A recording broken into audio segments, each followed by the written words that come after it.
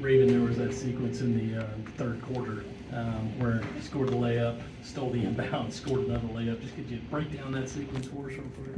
I remember Sanaya, she was dribbling down the court, and I was like, Allie, just throw it in the air. And I got it, and then I tried to fake, and then I stole the ball, and I laid it up again, and I just heard the crowd go, just screaming. So, it's things like that we like to see in CLA. So.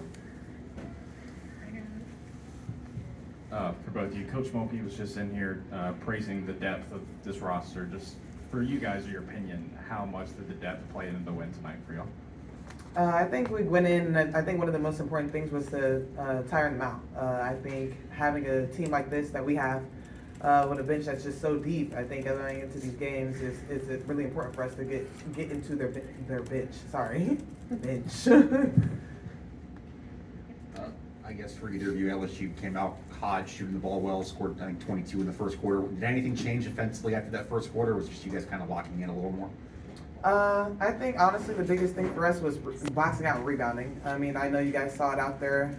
Lisa, I think she had quite a few offensive rebounds, and some of the other post players and guards had some offensive rebounds. And I think when we saw that, we really, kind of keyed in on the fact that we had to box out and get the rebounds.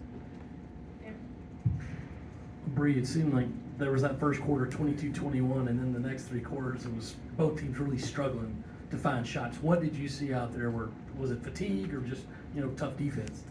I think it was tough defense both ways. I think we were also missing some things that we don't usually miss, just to be completely honest. And basketball is like that. You're going to miss some, you're going to make some. And unfortunately today we missed a lot of the ones that we typically make, but I think that was probably the biggest thing, is missing the easy shots and tough defense on both sides too. Over here, Rick.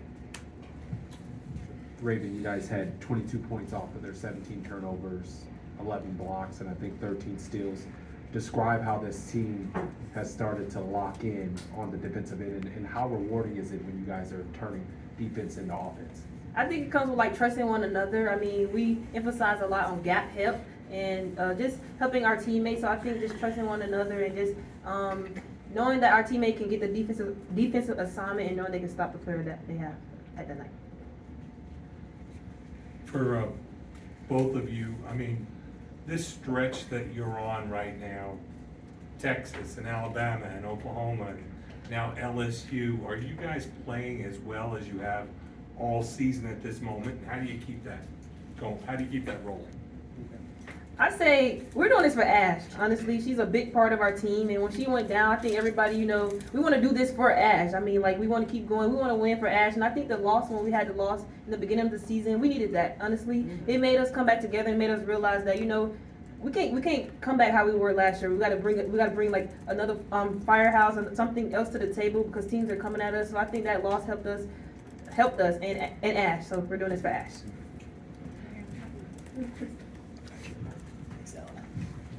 Raven. I agree with everything she said. I mean, she said everything she said. Noted. Raven, going back to the defense too, I know a lot of off-ball actions you guys were really able to blow up, and especially on baseline out-of-bounds plays. And you mentioned how well you guys are playing off of the ball. Is that maybe a little bit of scouting and the connectivity, and what kind of goes into being able to do that against a team that has guards that are pretty explosive offensively? Okay, I'm gonna first start off with Breezy Hall. We're seatbelt game. I mean, every time before we start a game, we always we got the biggest defense assignment, so let's lock the other best players up, and we always we're the co-hosts of seatbelt game, so let's do this. I think she ate. Yeah. She said it all.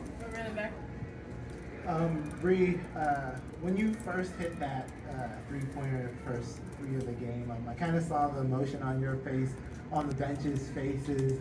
I know we hear that it's just another game, but can you describe the emotion just from tip-off to winning this game today? I mean, it was really a hyped up game. I mean, I'm sure you guys all know it was the most talked about game. I'm talking about, we were scrolling on TikTok, and we have very personalized TikToks, and everything was South Carolina LSU, South Carolina LSU. Everybody had something to say about it. Everybody had their own opinions and stuff like that, and stuff like that fuels me, and it fuels my teammates as well. Just hearing different opinions and who they think is going to win, and so we go into the game oh, like we gotta show these people, like people think, you know, and there's a lot of people that think like we're just not that good in no matter what we do. So I think going into the game, it was just a lot of emotion, a lot of energy.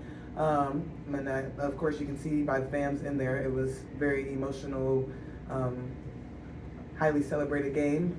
But I think just going into the game, we just was really hype, and I think it just showed out there on the court, just the hype for each other and hype for each other on the bench, and it was really good.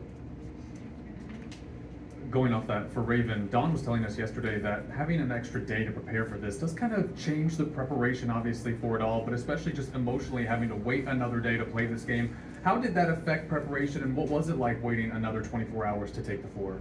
Oh, and I tell you, we was ready to play. When they said the game was moving, like, oh my god. Yeah, we was like, oh my gosh. Another like, why? day to wait is crazy. But I mean, we were ready for the moment, and you know when the horns started, I mean when the ball tipped up, we were ready. So I think coach prepares for moments like this and big games like this.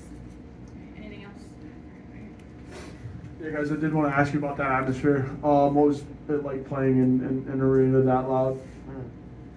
It is something. It is something. It's really incredible, like genuinely, because it is just so loud. It gets so loud, and I've always like asked my teammates. I'm like, I want to ask somebody else what it's like to be on the other side of the stick where you're playing here at our games, because it has to be hard. They're like our sixth man, honestly. If you want to give a sixth man award, give it to the fans. Yes. They're really like our sixth man. Mm-hmm. All right, thank you, ladies. Thank you.